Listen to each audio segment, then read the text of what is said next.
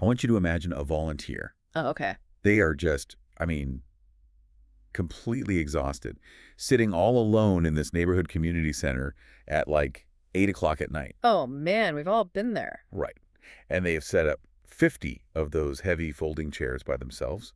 They've brewed 3 massive urns of coffee. The cheap kind, probably. Oh, absolutely, the cheap kind. Mm. And they've got the name tags laid out perfectly on the table. and and then nobody shows up That hurts. for the 3rd week in a row. Ugh. Now, that volunteer is probably sitting there in the quiet thinking, the neighborhood just doesn't care anymore. People are just apathetic. Which is the natural conclusion to draw, right? Exactly. But the truth is actually much darker Yeah. and much more entirely preventable. The neighborhood didn't stop caring. The neighborhood completely moved on 3 years ago. Mm-hmm. And, nobody told the volunteer. Wow. Yeah, which is an incredibly painful realization. You pour your heart into a project, into a community, and you wake up one day to find you are speaking a language nobody around you understands anymore. Right.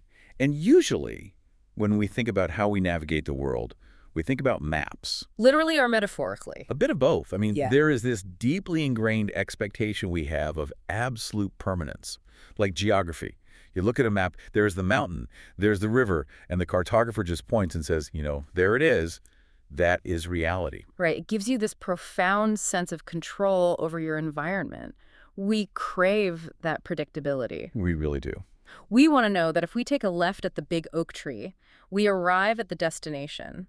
It lowers our cognitive load. We don't have to constantly process our surroundings if we can just trust the map we drew 5 years ago. But then you step into the world of human communities, like neighborhoods, markets, family dynamics, the actual messy work of engaging with people, and suddenly that static paper map is practically useless. Yeah, totally useless. We are looking at a landscape of human need and connection that is just constantly in motion. It is the absolute definition of shifting ground.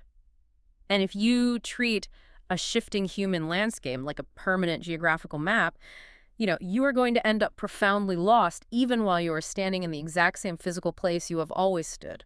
That is exactly what we are getting into today. Mm-hmm.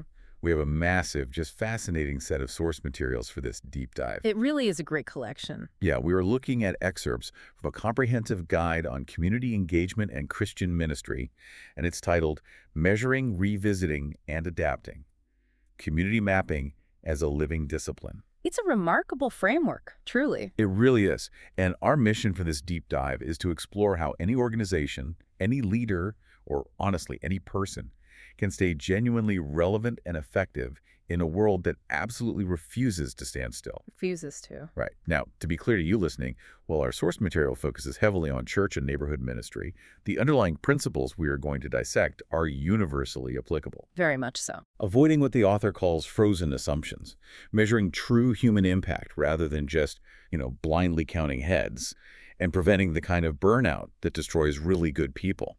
These are mechanisms that apply everywhere. 100%. Whether you are running a startup, managing a corporate team, parenting a teenager, or just trying to be a decent neighbor, we are going to uncover how to read a changing community. We'll look at why our traditional success metrics need a massive overhaul, and why having the courage to actually subtract things from your life is the ultimate sign of mature leadership. The core tension here is truly profound. It is the fundamental question of how a person balances unshakable foundational convictions with, highly adaptable methods. Yeah. How do you remain absolutely anchored to your core truth, your core identity, while remaining entirely flexible in how you deliver it to the world? Okay, let's unpack this. Because the material begins by establishing a core problem. It asks why well-intentioned efforts born out of genuine compassion and real vision, why do they slowly become irrelevant over time? And the argument is that it does not start with a failure of intention. Right. It starts with the failure of attentiveness. The framework introduces this concept of community mapping. And we have to be very careful to define what community mapping actually is. Yeah, because it sounds... It sounds like a corporate retreat exercise. Exactly. Like trust falls and whiteboards. Right. But it is not a one-time demographic report that you commission, finish, put in a 3-ring binder, and then just place on a shelf to gather dust. The framework defines it as a living discipline of faithful attentiveness. A living discipline. Yes. It is an ongoing daily posture of observation. Right, because the material points out what it calls the quietest failure in service. And that failure is treating community knowledge as fixed. It's this arrogance we all have, Oh, really. absolutely. We assume that because we understood a neighborhood or a customer base or a family dynamic 5 years ago, we just inherently understand it today. But the reality is completely different. Yeah, families move away. Rent goes up. Local leaders change, new anxieties surface. Trust that used to be rock solid suddenly evaporates because the context changed. The context is everything. And the danger here is incredibly subtle because it doesn't look like failure at first. Like, a map can become completely outdated while still looking entirely useful. Because the buildings are still there? Exactly. The physical buildings are still there, the street signs have not changed, your organizational calendar might still be totally full, but beneath the surface, the actual rhythms of the people have shifted. Right. And psychologically, we cling to the old map because remapping requires massive emotional and cognitive energy. It's exhausting. There's a brilliant analogy used to describe this in the text, the garden path analogy. I love this one. It's so good. Ah, So the idea is that a garden path seems completely dependable. You have walked it 100 times. You know where it starts and where it ends. You completely trust the stones. but a garden is a living ecosystem. Exactly. Over time, oak roots grow underneath the stones. The soil shifts due to heavy rain. The seasons completely alter the ground.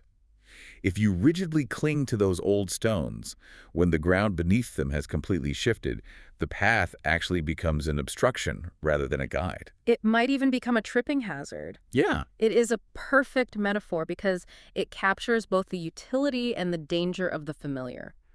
I mean, the path exists for one reason: to serve the movement of life.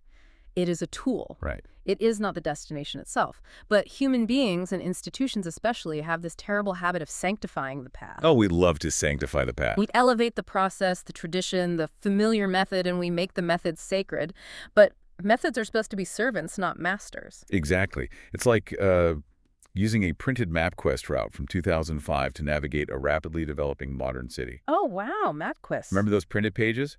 You have your printed paper, you feel totally confident, you follow the directions perfectly, and you drive your car straight into a newly built brick wall. Yep. The map was totally accurate once. But the territory evolved. The ground shifted while you were looking at the paper. And there are specific invisible ways this happens in real life. So many ways. Rising rent quietly pushes out long-term residents and replaces them. A local factory changes its shift work schedules, so nobody is home at 5 p.m. anymore. New languages appear in storefronts. People retreat into digital isolation. The baseline social trust of the entire block just shifts. Right. But wait, let me push back on this because I can hear someone listening right now saying, hold on. If my business or my ministry grew by 50% last year using a specific playbook, aren't I an idiot to change it? Yeah. Like, why fix what clearly isn't broken? What's fascinating here is how the framework directly addresses that exact temptation. Repeating what once worked is often, and this is a critical phrase, nostalgia disguised as faithfulness. Wait, stop. Say that again. Nostalgia disguised as faithfulness. That is a total gut punch. It really is, because it exposes the psychological trap. You remember a season of incredible fruitfulness. Maybe it was a youth program in the 1990s or a marketing campaign 3 years ago. Remember the energy, the success, the impact? True, the glory days. Right. And unconsciously, your brain begins to treat that specific season as the eternal blueprint for all future seasons. You fall in love with the memory of the success, and you assume the method produced it. Rather than the alignment between the method and the community at that specific time. Exactly. So you end up falling in love with the method instead of the people you were actually trying to reach. Like a youth group leader trying to play 1990s icebreaker games with kids who were raised on TikTok. Oh, painful. And then getting angry when the kids feel completely alienated. Precisely. If you keep running the 2005 playbook in 2026, you are not actually serving the neighborhood anymore. You are serving a version of the neighborhood that exists only in your memory. The material warns that an organization can slowly become a monument to yesterday's compassion. It looks beautiful, it honors the past, but it is practically obsolete in the present. It stops being a living entity and becomes a museum exhibit. For you listening right now, I really want you to consider where in your own life you are relying on a static map. Like, where are you operating based on a reality that evolved while you weren't looking? It happens in families all the time. Yes. Are you parenting your 15-year-old using the exact same emotional map you drew when they were 10? Because if you are, you are treating them like a static geography, and it is destroying your connection? Or, are you marketing to a customer base that shifted its financial priorities 3 years ago? That is the universal application right there. We mistake familiarity for accuracy, and when a method stops working because the ground has shifted, leaders typically default to one of three extremely unhealthy trauma responses. Okay, what are they? First, they blame the community. People Yeah. are just apathetic now. Right, like the volunteer in the empty room. Exactly. Second, they double down and push harder on the old methods, completely burning everyone out. Or third, they quietly lose confidence, become cynical, and just keep going through the motions to collect a paycheck or maintain appearances. And obviously, none of those actually solve the problem. None of them do. Yeah. The healthy response begins with brutal honesty, admitting that the map is stale, admitting that the community has moved, and therefore we must absorb the friction of moving with it. Which brings us to the massive roadblock for a lot of people. Yeah. If clinging to the old map is so obviously dangerous and leads to obsolescence, why do so many smart, capable, well-intentioned leaders refuse to adapt? Fear. Yeah. The framework suggests it is driven by a very specific fear. There is this deep-seated anxiety that if you change your methods, you are inherently compromising the truth of your core message. Like, if I change how I do things, I am selling out. And that fear stems from a fundamental inability to separate the message from the method. The framework we're exploring is crystal clear on this. The core message in the context of this source material, the gospel, grace, human dignity that never changes. The core truth is an absolute immovable anchor. But the way an organization listens, gathers, and serves must constantly translate that truth into the current vernacular of real life. The source points to the historical theological concept of the incarnation of Jesus as the ultimate pattern for this. And we have to break down the sociological mechanics of this because it's fascinating even from a purely leadership perspective. Very much so. The material points out that Jesus didn't just shout a universal message of salvation from a cloud at a distance. Right. He entered a very specific time, a specific culture, a specific geography. He spoke Aramaic. He lived under the socioeconomic pressures of Roman occupation. He used agricultural analogies, seeds, soil, sheep, because he was talking to a first-century agricultural society. It is the ultimate statement of contextualization. The concept didn't remain an abstract theory, it became tangible reality.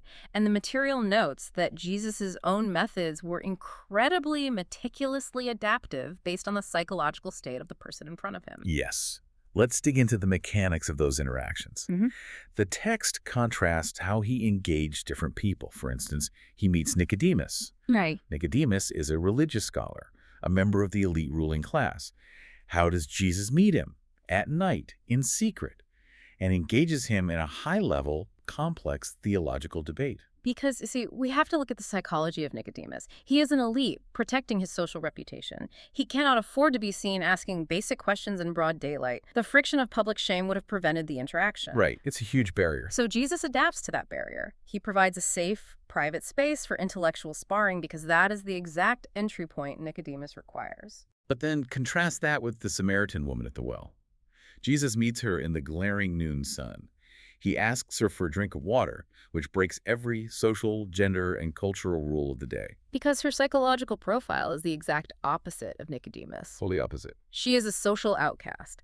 She is at the well at noon specifically to avoid the town gossip that happens in the morning. She doesn't need a secret theological debate. She needs radical public dignity. Wow. By asking her for water, Jesus places himself in a position of need, elevating her agency. He completely changes his method to dismantle her specific barrier of shame. He never uses a one-size-fits-all cookie-cutter approach. I mean, he invites Zacchaeus down from a tree. He listens to the blind beggar Bartimaeus crying out on the road. The method is entirely bespoke to the individual's trauma and context. Exactly, because every single encounter revealed a different need, a different defense mechanism, and a different opening. Jesus was absolutely fixed in his core mission, but totally fluid in his method. Which is such a hard balance to strike. Yeah, it is. But the material argues that this kind of adaptation is not a compromise of integrity. It is actually the highest display of integrity, because it proves you care more about the person understanding the message than you care about your own comfort in delivering it. And we see the exact same sociological mirroring with the Apostle Paul. The source highlights how Paul would literally walk around and observe the culture of a city before he ever opened his mouth to speak. Yes, the ultimate community mapper. Right. When he goes to Athens, Hmm. he doesn't just start yelling Jewish scriptures at Greek philosophers. He studies their architecture, he looks at their altars, and he literally quotes their own pagan poets back to them to build a bridge. Yeah. He famously wrote that he became all things to all people. And the framework clarifies a crucial distinction here. Paul was not experiencing identity confusion. He wasn't a chameleon lacking a moral compass. He did that to remove unnecessary cultural barriers. He didn't dilute the truth. He just changed the entry point based on the vocabulary of his audience. There's another analogy in the material that I want to bring up because it speaks directly to the psychology of adaptation. Yesterday's manna. Ah, from the Exodus narrative. Right. So the Israelites are wandering in the wilderness, completely dependent, and God provides manna, this bread from heaven, every single morning. But there is a strict condition. They are commanded not to hoard it. All right, they can't save it. They cannot save it for the next day, or it literally breeds worms and rots. They needed fresh provision daily. The author uses this to explain the psychology of hoarding past successes. Relying rigidly on an old strategy isn't just lazy. It is actually a form of deep-seated fear. It's hoarding. Yes. It is acting as if the inspiration you got 5 years ago is the last good idea you'll ever have. It is treating innovation or divine guidance as if it has a hard expiration date. You hoard the old method because you are terrified the well has run dry. The false equation that many organizations make is this. If the form of what we do changes, then we have lost our foundation. So help me and, the listener, draw the line here. If I'm leading a team, how do I define the boundary between healthy, necessary adaptation and actual dangerous compromise? Yeah. Where does being flexible turn into just selling out? The framework provides a brilliant, clarifying definition. Adaptation is the art of changing form without surrendering foundation. Oh, that's good. It's very good. You do not adapt away your core ethics, your central mission, or your commitment to human dignity. Rigid consistency belongs to the message. Fluid flexibility belongs to the method. So it's about knowing what goes in which bucket. Exactly. If you change your core truth just to be more popular or to avoid necessary friction, that is toxic compromise. But if you change the time of your weekly meeting because the local factory shifted its hours and your target audience is now working on Wednesday nights, well, that is healthy, required adaptation. Okay, so let's say an organization gets this. They look at the changing ground, they swallow their pride, and they commit to changing their methods. Now they have to figure out if the new methods are actually working. They have to measure the new reality. Right. And this drops us right into the middle of a classic absolute bloodbath in the corporate and nonprofit worlds. Mhm. Data versus stories. The dashboard versus the diary. It is a totally false divide, and the material attacks it head on. There is a profound systemic danger in only measuring what is simple and easy to quantify. You mean like attendance or foot traffic or website clicks? Exactly. We count attendance because it is intellectually easy. We count contacts because we can put them in a spreadsheet and show the board of directors a graph that goes up and to the right. Look at our growth. Right. But the framework warns that a crowded room is not an inherently healthy room. A massive crowd can mask incredible, terrifying shallowness. Your attendance metrics can be rising while actual relational trust and loyalty are hitting rock bottom. Wow. If people are just showing up, consuming a product or a service, and then leaving without any actual connection or transformation, your numbers are actively lying to you. Wait, if I'm applying that to my business, does that mean my marketing data is basically lying to me if I'm only looking at click-through rates and totally ignoring customer reviews and long-term retention? 100%. Because a click-through rate tells you that someone looked at the door. It doesn't tell you if they trust the person on the other side of it. That is so true. But, and this is equally important, the framework also warns against the total opposite extreme. It warns against throwing out the hard numbers and relying exclusively on emotional narratives. Right, just going off vibes. Exactly. If you only look at qualitative stories, it leads to pure sentimentality and a total lack of accountability. Yeah. You can have an organization producing endless, exhausting labor with zero systemic impact, but the leadership justifies the burnout because they have one really touching story of a single person being helped. Here's where it gets really interesting. The text points out that historically and biblically, counting is not unspiritual. I mean, there's literally a book in the Bible called Numbers. Good point. There are long, painstaking genealogies. It points out that the book of Acts explicitly records that 3,000 souls were added at Pentecost. That is a massive, hard data metric. Yes, it is. But then, that same book zooms all the way in to tell the narrative, qualitative story of the Philippian jailer trembling in the night, or the Ethiopian official reading in his chariot. That integration is vital for any leader to understand. Numbers reveal the scale of the movement. Narratives reveal the meaning of the movement. I love that. Numbers tell you that 30 people came to an event, but the narrative tells you why one of those 30 people came in total despair and whether they left with actual hope. It makes me think of going to the doctor. Oh, how so? Well, a good doctor absolutely requires your hard lab numbers. They need your blood pressure, your resting heart rate, your cholesterol levels. That is the dashboard. That is the data. Yep. But if the doctor just looks at the iPad chart, nods, and walks out of the room, they aren't treating you. They have to sit down, look you in the eye, and ask, how are you feeling? Where does it hurt? How are you sleeping? They need the narrative, the diary, to complete the diagnostic picture. What is counted is not always what counts. That is the phrase the author uses, and it perfectly synthesizes the tension. Oh, that's a great line. If you only count without listening, you turn human beings into mere data points. You flatten complex lives into a target demographic. When humans sense they are just a metric to you, their defense mechanisms trigger and they close off. Nobody wants to be a project. Exactly. But if you only listen without ever counting, you become entirely blind to systemic decline.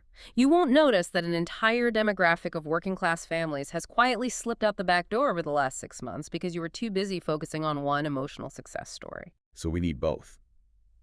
But if simple attendance, the easy data isn't enough to tell us if a community is healthy, what are the actual signs? Like, what should we be measuring when we sit down to look at the narrative? The framework outlines 3 internal metrics of human engagement. Okay, let's go through them. And we need to spend some serious time here because this is the core of human connection.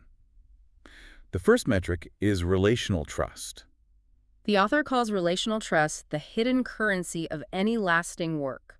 Without it, you are just providing a transaction at a distance. People do not open their lives, they do not confess their struggles, and they do not ask hard questions in environments where they feel rushed, managed, or viewed as a project. The material shares this incredible slow-burn story to illustrate the mechanics of trust. Yes, the meal store. Right. There was a community group that started offering free weekly evening meals to a struggling neighborhood. And for months and months, the people from the community would come in, get their food, say a very polite, distant thank you, and immediately leave. Just eat and run. Yeah. Now, if you were just measuring dashboard metrics, it was a massive success. The room was full, the food was distributed, but the relational depth, the actual trust, was at absolute zero. Well, let's look at the psychology of the people coming in for that meal. Why do they eat and run? Often, it is a trauma response or deep-seated skepticism. They have been treated as projects by charities before. They expect a catch. They absolutely expect a catch. They expect that if they stay too long, someone is going to demand something from them or preach at them or try to manage their lives. So they keep their walls up. The volunteers in this story could have gotten frustrated. They could have demanded that the guests sit and listen to a presentation to earn the food. Which would have instantly validated the community's skepticism. Exactly. It would have destroyed any potential for trust. But instead, the volunteers practiced extreme patience. They slowly started learning names. Just names. Then they remembered the birthdays of the children. They asked about shift work schedules. Tiny steps. Tiny steps. They didn't rush anyone. They didn't treat every conversation as a transaction to get a conversion or a commitment. And then after months of this agonizingly quiet consistency, the trust finally accumulated enough to tip the scales. Yes. One mother finally stayed a little longer after the meal. She asked to volunteer for prayer. The next week, she brought her sister and introduced her.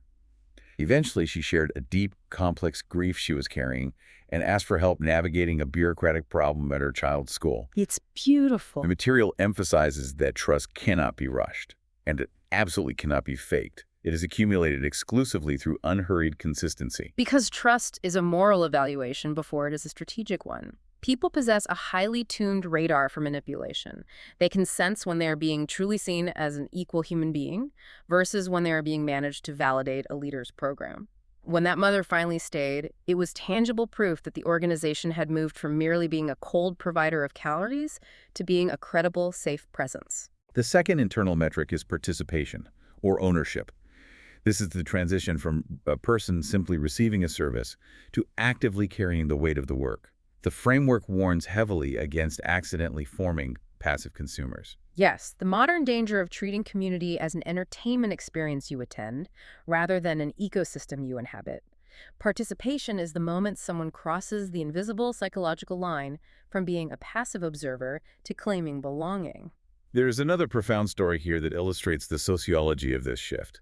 A woman starts attending a neighborhood gathering. Her sole motivation is to use the free childcare and get a hot meal. Very practical reasons. Right. She is totally guarded. She sits in the back, quietly receives the service, and leaves the minute it's over.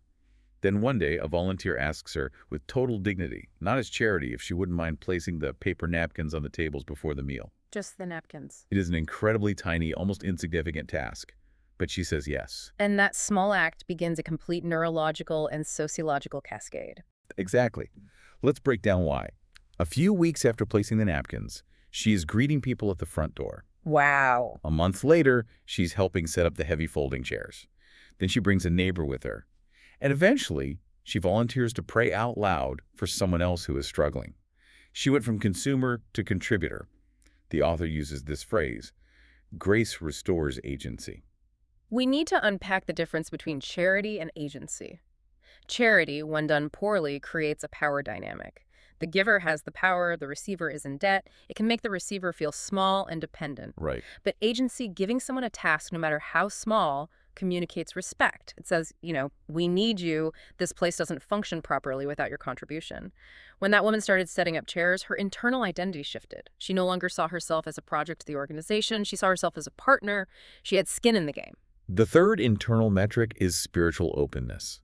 And this is tricky because the text makes a very sharp, necessary distinction between mere curiosity and actual hunger. Curiosity is essentially social or intellectual interest. Someone might come to an event because they like the community vibe, or the music is good, or they are just gathering intellectual information. Right, dipping a toe in. They can engage with curiosity without ever surrendering anything personal or vulnerable. Hunger, on the other hand, has real weight. Hunger is when someone moves from asking, what does your organization believe, to asking, what does this actually mean for my life and my pain? The text mentions a man who comes to a community gathering just because his daughter likes the children's program. For weeks, he stands at the back of the room, arms folded across his chest, totally distant. It's purely transactional for him. Right. But then, weeks later, he overhears a prayer for a local family in a massive crisis, and he pulls a volunteer aside and asks, do you believe God really hears that? That is the shift. The defense mechanisms drop. He starts asking deeper existential questions. He eventually asks for a Bible, and then he confesses a secret grief he's been carrying for years. And the most important part of that story is what the volunteers did not do when he asked that first question. They did not ambush him. They did not manipulate him. Right. The text contains a massive warning about the moral danger of manipulating people into premature public declarations. Let's look at the mechanism of manipulation. Why does pushing for instant results destroy everything? Because when you coerce someone to make a public commitment or share trauma before they are internally ready, you are prioritizing your need for a success metric over their psychological safety. Yes. The moment they realize they were manipulated into a vulnerable state, their trust shatters completely. It triggers their deepest defense mechanisms, and they will likely never open up to you again. But this brings up a massive grinding tension. If I am a leader listening to this, say I'm running a nonprofit or a startup or a community group, how do I handle the overwhelming anxiety of slow fruit? It's hard. It is.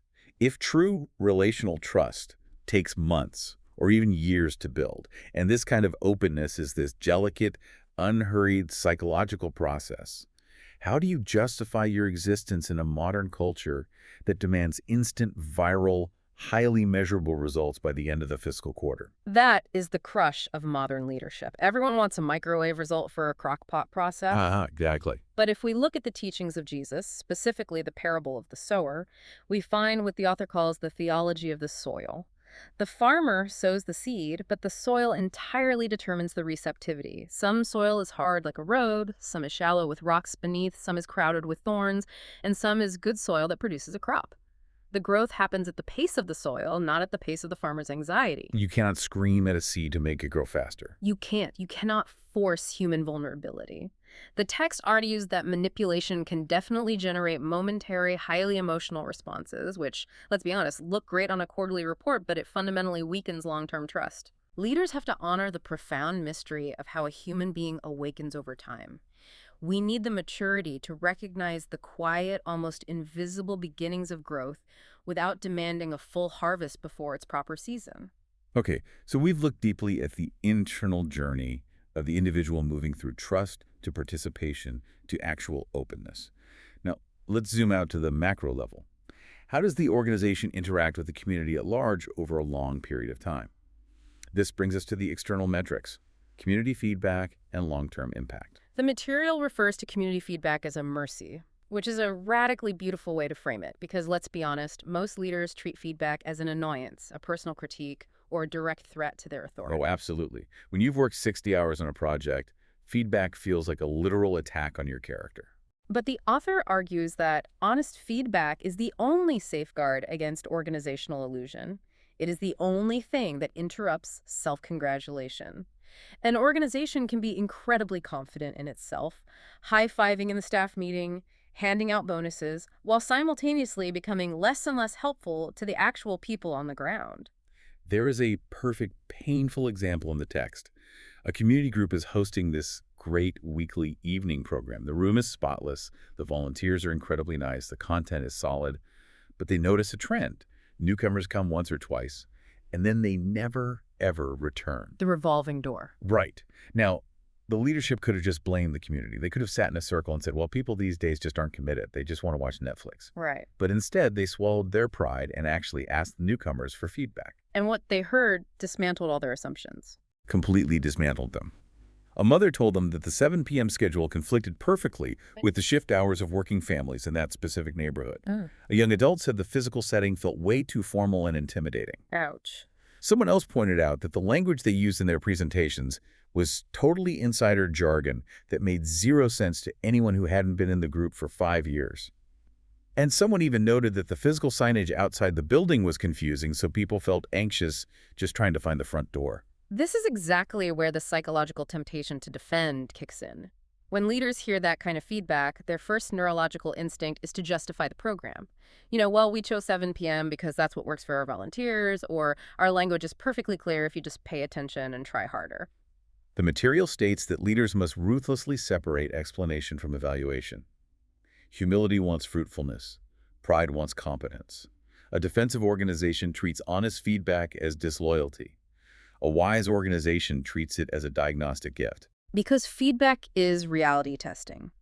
If you don't listen to the feedback about the schedule or the jargon, you end up perfectly executing a program that systemically excludes the exact people you are desperately trying to reach. But I want to push back on this because there is a trap here. If an organization is constantly seeking feedback, constantly running surveys, and constantly adjusting its identity based on what the crowd says, don't we run the massive risk of becoming a spineless, people-pleasing organization? If you chase every opinion, you end up standing for absolutely nothing. If we connect this to the bigger picture we discussed earlier, we have to return to the firm boundary between the message and the method. Listening to the community is not about letting the crowd dictate your core ethics or your ultimate mission. It is entirely about finding the most accessible entry point for your mission. Okay, make the mechanics of that concrete for me. How does a leader do that without losing their soul? Let's look again at Jesus and Bartimaeus, the blind beggar. Bartimaeus is crying out on the side of the road. The crowd around him is irritated. They are telling him to be quiet. Jesus stops, ignores the crowd's annoyance, listens to the cry of the marginalized man, and asks a direct question. What you want me to do for now? Asking for feedback. Jesus is actively seeking feedback. He is listening to the specific contextual need of the human being in front of him. But, and this is the key, Jesus did not let the crowd, or even Bartimaeus, dictate his ultimate journey to the cross. He listened in order to serve effectively, not to surrender his identity. That makes total sense. Feedback shapes the entry point. It shapes the method of delivery, but it does not rewrite the core truth. And that leads directly into the second external metric, long-term impact. Right. The text challenges us to evaluate our work, not just by asking what happened right away, but by asking what structurally changed because we were here. And most hauntingly, what would be worse in this neighborhood if we hadn't shown up at all. Those are incredibly sobering, heavy questions. We are so heavily conditioned to measure the immediate, adrenaline-fueled event. How many people came to the block party? How many units did we move this weekend? But long-term impact asks, did the neighborhood actually become easier to navigate for a vulnerable person? Did we strengthen the underlying social fabric? Did we create a reservoir of trust where there had previously been only suspicion? There is this quiet, beautiful narrative in the text about an after-school program that perfectly illustrates this. There's this young boy who comes for snacks and homework help. He's very quiet. He's withdrawn. He doesn't really engage much with the activities. Really common, yeah. But one volunteer just consistently shows up for him. She doesn't force him to talk. She just learns his name, asks about his family, prays for him, and celebrates tiny, seemingly insignificant reading victories. In the moment, on a dashboard, it doesn't look like a massive success story. There's no dramatic emotional breakthrough. But the text zooms forward in time. Years later, that quiet boy is an adult, and he possesses this steady, grounded sense of self. And when asked, he traces his emotional stability back to the consistent, attentive presence of that one volunteer. He remembers that the program was the one place in his chaotic life where he was truly seen and safe. Wow. That is long-term impact. It is the slow, unglamorous fruit of faithful adjustment. The material also talks about the concept of reducing friction for people seeking help. Sometimes an organization's greatest long-term impact isn't directly providing every single service, but acting as a trusted navigator, helping an isolated person cut through red tape to find housing support or legal aid or mental health care. You become the bridge over the friction.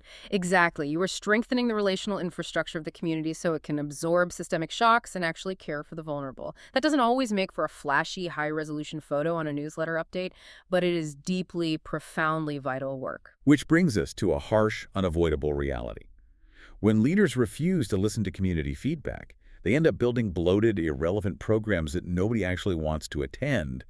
And what happens when you run a program nobody wants? You drain your volunteers. You drain your volunteers dry trying to artificially prop it up to save your own ego. That brings us to segment 6, strategy under submission. This deals with the hidden crisis of volunteer burnout and the holy limits of our own capacity. This might be the most urgent, life-saving warning in the entire source text. It states plainly, without any caveat, no ministry is healthy if it consumes its servants. There is a terrifying crisis of overfunctioning in so many organizations right now. And the material points out a brilliant distinction. Sincerity is not the same as inexhaustibility. That is a truth that needs to be permanently etched into the desk of every leader. Sincere, deeply compassionate people are actually the most vulnerable to burnout. Really? Why is that? Because they care so deeply, they hesitate to ever say no. They see a gap, and they throw their own bodies into it to fill it. They absorb work that should be shared or abandoned. And over time, the organization's leadership just gets used to their hyper-reliability. We treat their ultimate sacrifice as standard operating procedure. We weaponize their compassion against them. They absolutely do. And a false toxic belief takes root in the culture that saying no to a new initiative is somehow morally unfaithful. But the author argues that chronic overfunctioning is actually a structural fragility, not a badge of honor. Think about it. If your entire program collapses because one exhausted volunteer finally needs to take a month off for their mental health, you do not have a healthy, thriving organization. You have a fragile house of cards system built entirely on the exploitation of good people. The text points back to Jesus as the ultimate pattern of disciplined faithfulness regarding limits. And this blew my mind when I read it. Jesus, in the narratives, literally slept in boats during massive storms. It really did.